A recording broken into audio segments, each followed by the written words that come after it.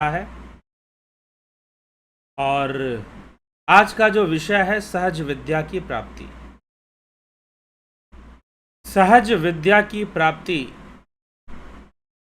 का क्या अर्थ है और सहज विद्या की प्राप्ति कब होती है? तो शिव सूत्र में जो सूत्र आता है सहज विद्या के ऊपर आता है। कल जो सूत्र हमने देखा मोह वर्णात सिद्धि, अर्थात मोहमयी सिद्धियां, मोह रूपी सिद्धियां जो है उनके बारे में चर्चा की गई है। लेकिन अब उससे आगे बढ़कर सहज विद्या की, इसका संबंध पिछले सूत्र से है, इसलिए इसमें भी मोह का वर्णन मिलता है। और सूत्र क्या कहता है मोह के विषय में? मोह जयाद नंता भोगात सहज विद्या जयः। मोह जयाद नंता भोगात सहज विद्या जयः, यह सूत्र कहता है। अर्थात मोह जया, मोह जयी होकर, मोह पर विजय प्राप्त करके। तो योगी मोह जयी हो जाते हैं, मोह पर विजय प्राप्त करके वो सहज विद्या को आनंद, मोह तो अनंत प्रकार का होते हैं, लेकिन मोह जयी होकर सभी अनंत प्रकार के जो मोह हैं, अनंता भोक्ता, मतलब कि जितने भी प्रकार के मोह हैं उन सभी को पार करते हुए योगी सहज विद्या को प्राप्त करता है। अब ये सहज विद्या क्या है? अब इसमें एक और बात व्याख्या या टीकाकार महोदय कह देते हैं कि जो शांभव योगी है उन्हें सहज विद्या आसानी से प्राप्त हो जाती है, लेकिन आणव योगियों को, आणव उपाय वाले योगियों को थोड़ा समय लगता है। क्यों?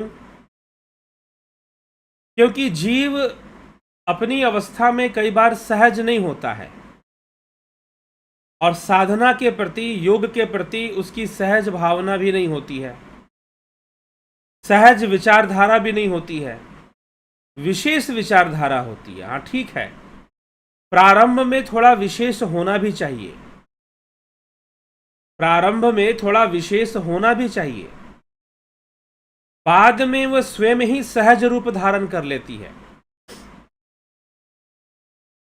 तो सहज विद्या का यहां अर्थ क्या है कि मोह रूपी जो बंधन है, मोह रूपी सिद्धियों की जो अवस्था बनती है, उस अवस्था में मोह को पार कर देने से, अर्थात सिद्धियों में कोई मोह ना हो।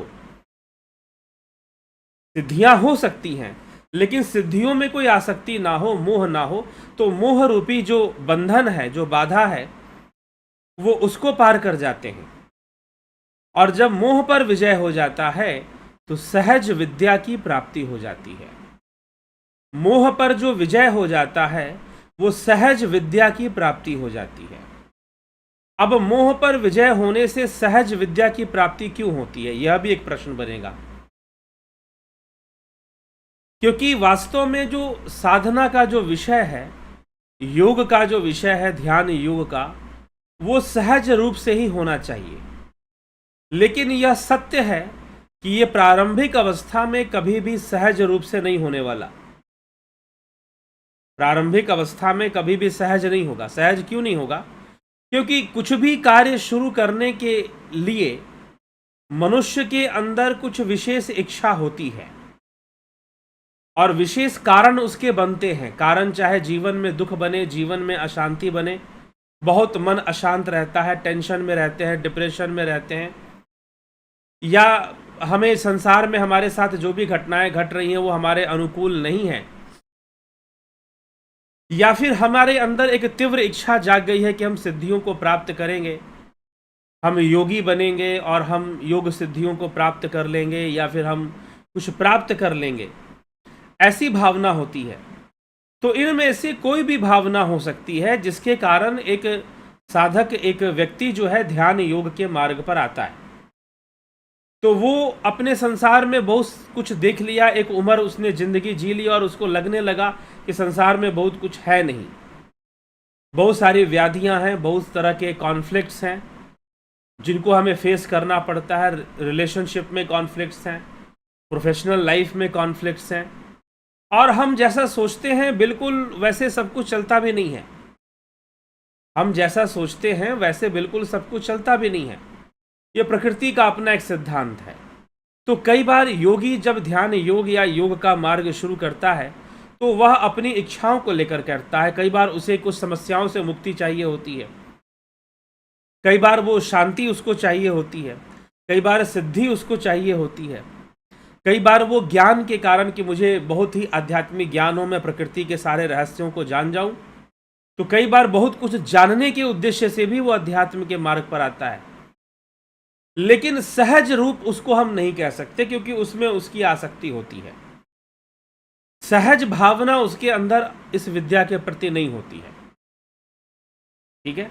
और यदि सहज भावना हो जाए तो सहज विद्या की स्थापना हो जाएगी, सहज विद्या की प्राप्ति हो जाएगी।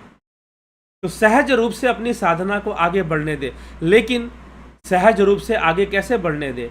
उसे तो प्रारंभ में तो उसे थोड़ा सा हट करना पड़ता है अपने आप को साधना में बिठाने के लिए। उसे हटी बनना पड़ता है क्योंकि उसको अभ्यास नहीं है।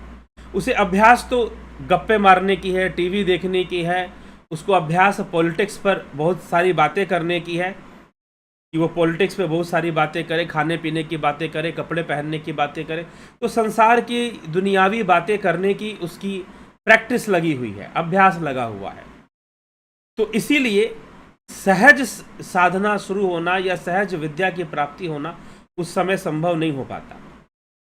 और साधना करने के लिए प्रारंभ में एक हट भी होना चाहिए, एक जिद होनी चाहिए कि हाँ हमें बैठना है और हमें साधना करना है,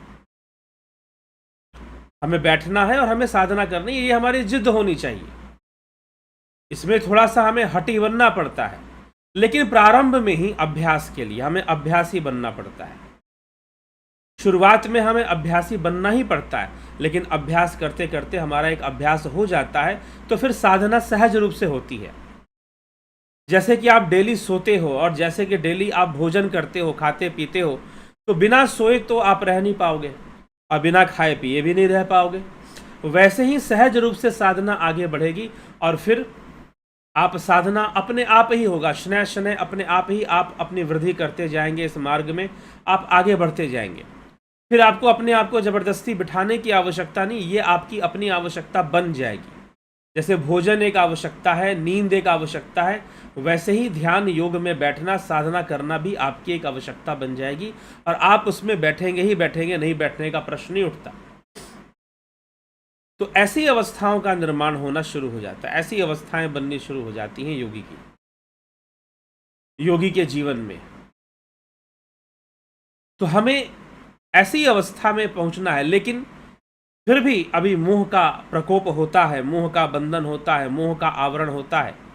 और साधना करते करते जब योगी के अंदर सिद्धियों का विकास हो जाता है तो उन सिद्धियों के प्रति भी मोह और उसके मन में आ जाता है कि मैंने बहुत साधना कर ली है, तभी मेरे अंदर ऐसे गुणों का विकास हो रहा है, ऐसी शक्तियों का विकास हो रहा है।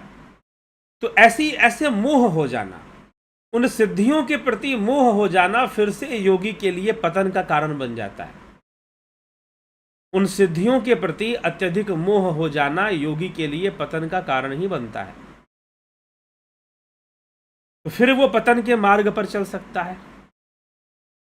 तो इसीलिए जब वो मोह पर विजय प्राप्त कर लेता है, अपने नियमित अभ्यास से और सिद्धियों के प्रयोग में उसकी कोई रुचि नहीं रहती है कि वो बार बार सिद्धियों का कोई प्रयोग करे, ऐसी कोई शंका, कोई रुचि, कोई संशय उसके मन में नहीं रहता है।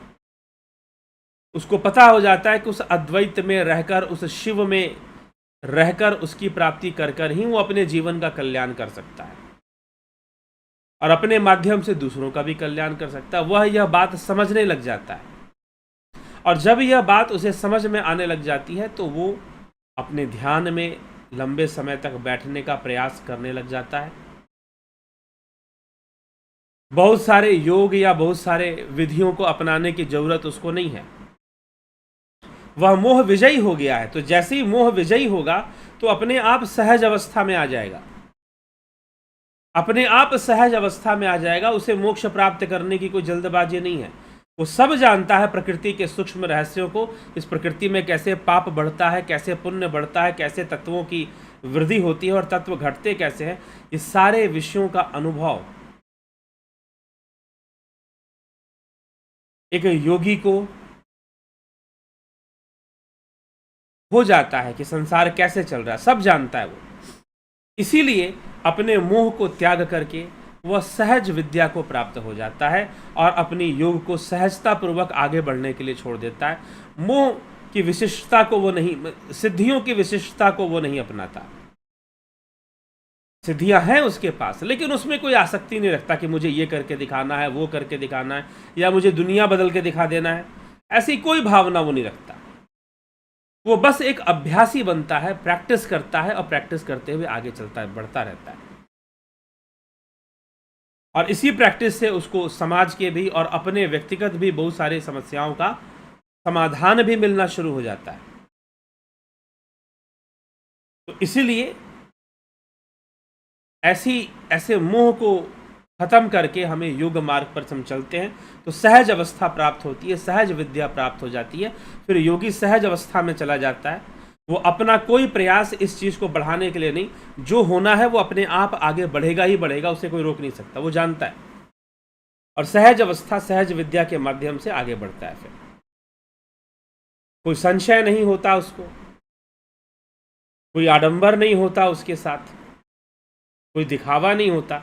बस सहज अवस्था को प्राप्त कर कर अपने सहज समाधि की ओर आगे बढ़ जाता है। ठीक है, सम्यक समाधि की ओर आगे बढ़ जाता है, उसी को सहज समाधि समझे। तो इस प्रकार से उसका जीवन ये चलता है। आइए, अब ये सहज अवस्था है, इसलिए प्रारंभ में ही अगर सहज अवस्था का अभ्यास हो, छोड़ दो। जब ध्यान करो तो ये हो रहा है, ये नहीं हो रहा, बस करते जाओ। यद्यपि कई लोगों को बहुत दिव्य अनुभूतियां होती है ध्यान योग का अभ्यास करते हुए, लेकिन जब तुम अभ्यास शुरू करो तो बस करते जाओ, आगे बढ़ते जाओ। उसके साथ कोई जबरदस्ती मत करो कि आपको ये अनुभूति हो जाए, वो अनुभूति हो जाए, ये सिद्धि प्राप्त हो जाए, वो सिद्धि प्राप्त हो जाए। उससे बचने का प्रयास करना है। वो अपने आप आती हैं, अपने आप जाती हैं, और फिर जो विकसित है, विकास है साधना मार्ग पर, वो भी अपने आप होता है। तो ये सहज अवस्था में चलकर ही ये सारी बातें संभव है। और योगी निश्चय ही सहज अवस्था में रहता हुआ संसार की किसी बात की चिंता नहीं करता, किसी मोह की, किसी अपमान की, किसी मान की, किसी यश अपयश की चिंता नहीं करता। वो अपने मार्ग में लगा रहता है। उसको पता होता है कि इसी मार्ग से मेरा सब होना है, कल्याण होना है, चाहे जो जिसको बोलना है बोलता रहे। जगत नारायण जी, बहुत अभिनंदन है आपका। रविंद्र मकवाना जी, शंकर प्रसाद जी, दीपेंदु घोष जी, अमन कक्कर, रमेश पेशवारी जी, कन्हाई कुमार जी, विनोद कुमार सूद, रूपलाल विश्वकर्मा, श्वेता राय सिन्हा, राजू पाल जी, रतन सिंह जी, विष्णु चंद्र मौर्य, अवधेश कुमार, रचना जी, कमलेश खैरनर, बिमला शाह, ज्योति दत्ता, योगेंद्र पंडित, सीताराम माली, माधुरी कोले, राम गोपाल जांगीर, वीरेंद्र मिश्रा जी, रामविलास जी, आशा रानी जी, शिवम भट्ट, विनय यादव, बृहमपाल कुमार जी, दीपेंदु घोष, सरोज कृष्णानी, गंभीर घोष, दीपेंदु घोष। मैं आपका लेक्चर सुनता हूं, आज लाइव में आया हूं, अच्छी बात है। रमेश सिंह कश्यप, बिकू कुचाड़िया, बिसलाल बहादुर सिंह जी, मोहन रावत, शिवा शर्मा,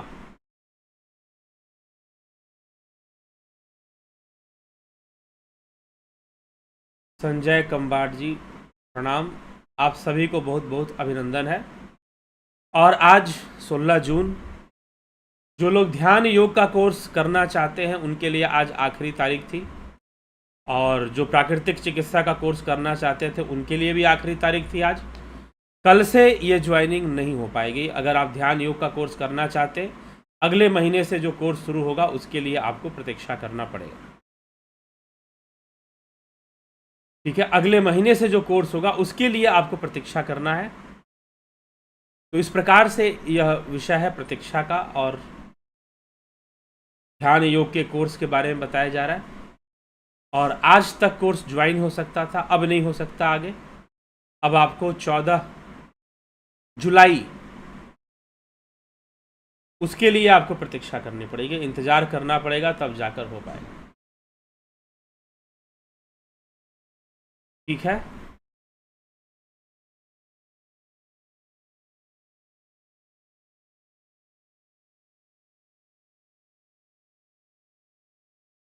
तो इन सब विषयों को हमें समझना है जो यहाँ पे चर्चा में हमने लिया। ठीक है, तो चलिए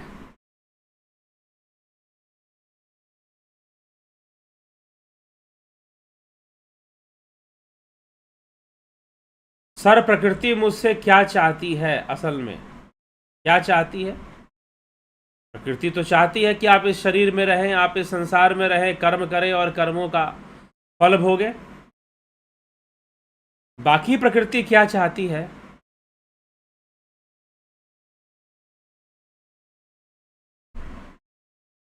वो हमें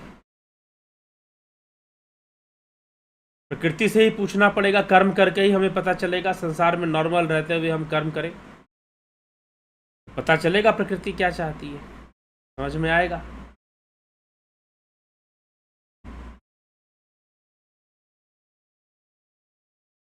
ठीक है। प्रकृति तो यही चाहती है कि हम प्रकृति का काम करें और प्रकृति के वश में रहें, ये मुख्य विषय है। तो चलिए ठीक है, अब इसी के साथ विचारों को यहाँ विराम देंगे और कल फिर मिलते हैं लाइव चर्चा में 9 बजे। ठीक है जिज्ञासुओं, बहुत बहुत आभार आप सभी का। जुड़े रहें, बने रहें और लाभ उठाते रहें।